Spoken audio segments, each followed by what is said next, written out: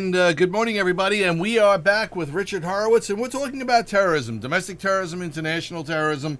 And, we've gone over a number of different things with Richard this morning. We've talked about some of the plots, more recent plots that, have been uncovered by law enforcement, and thank goodness for that, saving us a lot of strife and angst there.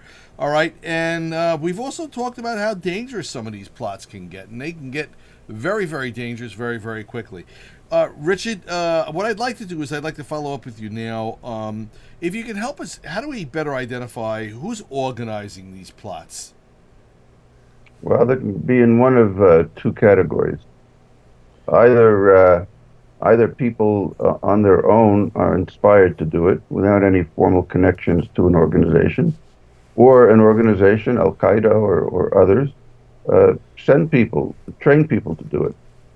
So you can have people who have been arrested and convicted for conspiring to commit a plot, who were inspired by whatever inspired them, flew over to an Al Qaeda training base, came back, and were on their own. You can have people who get inspired without having uh, participated in Al Qaeda training.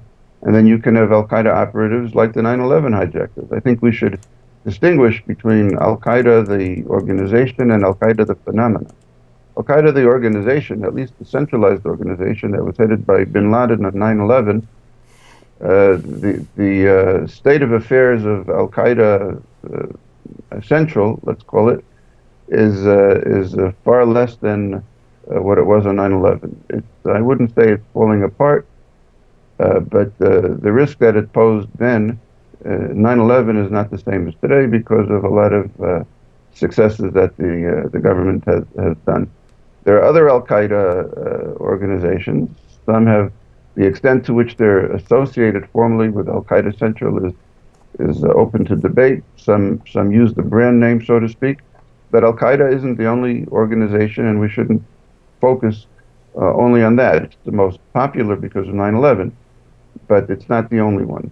There is a thinking out there, theology, thinking, whatever you'd like to call it, that certain Muslims adopt, and they believe that they're on a mission to God, from God to kill people in order to achieve their objective, which is to have their view of Islam dominate the world, and they don't hide it. They say this, which is one of the things we'll see on memory TV clips. But they say this openly in their own language. Sometimes you'll even hear it in English. Maybe we can get some of those clips too. Yep, it sounds good. Now, memory, you explained at the bottom of the last segment. Why don't you just explain that once again so it's on this clip as well? All right, Yeah. memory stands for what? Middle East Media Research Institute. They have several websites and blogs, and they also have a service which translates Arabic and Persian television shows. It's called memorytv.org. I think every week we should just mention a memory clip of the week. If you go to the website, go to advanced search and put in clip number 3310, you will see a former Iranian ambassador stating that Saudi Arabia, in his opinion, is not an Islamic state. Now, if an Iranian government official maintains that Saudi Arabia is not an Islamic state, then that doesn't bode well for the rest of us. So I think every week I'll mention a memory clip of the week. We can either show it if we have time, or people could log on and watch it during the week, and we could discuss it next week.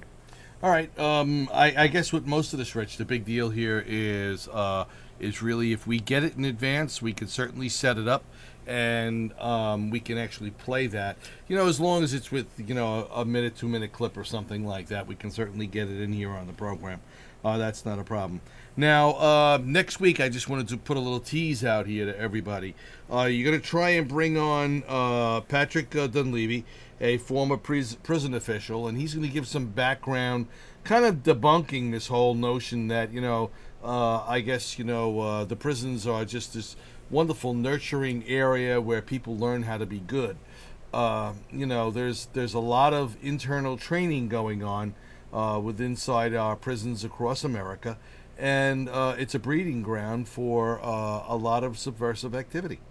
All right, you wouldn't take issue with that, would you? Well, Patrick wrote a book called The Fertile Soil of Jihad, and the book is on radicalization in prison.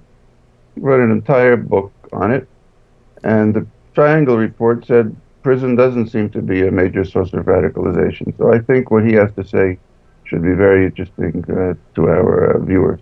All right, and will we be able to get him on the program next week? Yeah, I'll check with him. I'll check with the schedule. I spoke with him. He'd love to do it. I spoke with Zudi Jasser, who is the narrator and director of the Third Jihad. That's something I think we should spend a few weeks on. He'll be happy to come on the show as well. He organized a rally yesterday of Muslims who were supporting the NYPD surveillance and monitoring programs. Yes, I saw that. It's gotten some publicity. Yep. So I've spoken with him. He'd love to come on. So those are things we have coming up. All right, so that's our program here with Richard Horowitz. And Rich, we certainly appreciate you taking time to be with us and on the program today. And we look forward to more in the future as well. All right, thank you very much, Rich, and we will see you next week. Thank you very much. You're welcome, and take it easy. All right, everybody. It's just another day, as Phil Collins goes through his thing. That is our program for today. And I was going to put on our FBI best practices. However, I don't think we're going to have enough time, quite frankly, to play it all. And I'm just flipping through the screens here, trying to get the right background. There we go. All right, so we've got a fact-filled day today. All right, a lot of information coming down the pike for each of you, and we hope that you certainly did enjoy it. All right, there is a lot going on in the community. If you weren't aware of it already, you certainly are now. All right, we need everybody to be vigilant and really, to take a look at their jobs and make sure that they're doing them as best as they can. And we think that we'll be better off because of that. We're going to stop off at a quick commercial here. This is quickly becoming one of my favorites. All right, and here we go.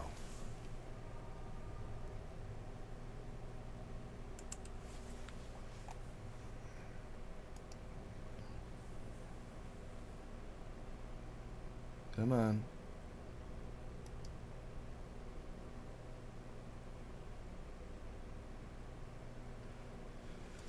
Maybe not. Oh, there we go. Okay.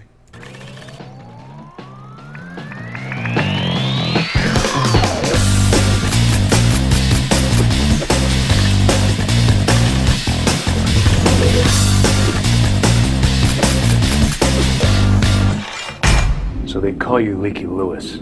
I prefer to use my middle name, Robert. Robert doesn't alliterate with Leaky. Tough luck, Shakespeare. Okay, Leaky. Tell us why you leaked the specs on Acme International's new digital widget, flooding the market with cheap knockoffs just days before the patent was approved. I'm just lucky. Not leaky, lucky. How so? The email said I won 10.3 million United States American cash dollars in the Cayman Islands lottery.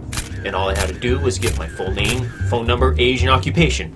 Then my work email, my social security number. So you weren't angry at Acme?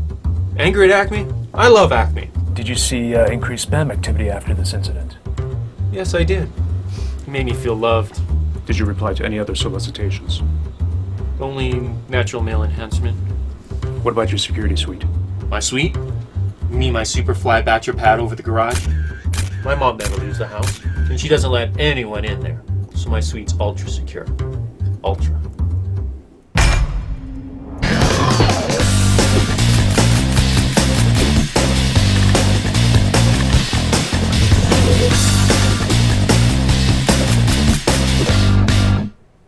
They call you the Identity Diva. That's a dumb name. Who says that? Okay, what do we call you? Her Majesty Princess Zoxox, heiress to the throne of the Elven Kingdom of Lurgi Bartzog, on the planet Renal. Renal? That's what I said. How about something shorter? What does your mother call you? Denise. Denise of the planet Reno. Your relentless pursuit of the dagger of Dingleboot, yes. Orcs have funny names. The dagger of Dingleboot compelled you, in the guise of your avatar, to give up your username and password to a passing, orc, who claimed to be in possession of the dagger, at which point your avatar's identity was stolen, leading to the perp gaining access to your private password, which is not coincidentally Zoxox. It's a long O sound. Zoxox. From there, the hackers made short work of accessing your employer's network, leading to the theft of 50,000 real names, addresses, social security numbers, bank accounts. What do you have to say for yourself? You have to take it up with the Grand Judiciary Council of Lurgi Bartog, which convenes every trilunar apogee in the capital city of Irj. Urge. Got it. And when is that in Earth time? Second Wednesday of the month.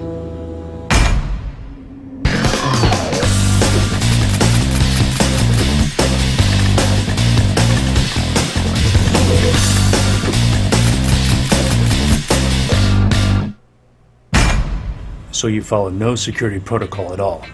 That's right. No security software in your system, rampant use of BitTorrents, your IP address just dangling out there for the world to see. Every password is password. Yeah, so? So you're not just exposing yourself, you're exposing everyone you're connected with. You were the conduit for an attack on your university that did millions in damage. Nobody calls me a conduit. Oh, turn out the lights! Please, shut off the lights!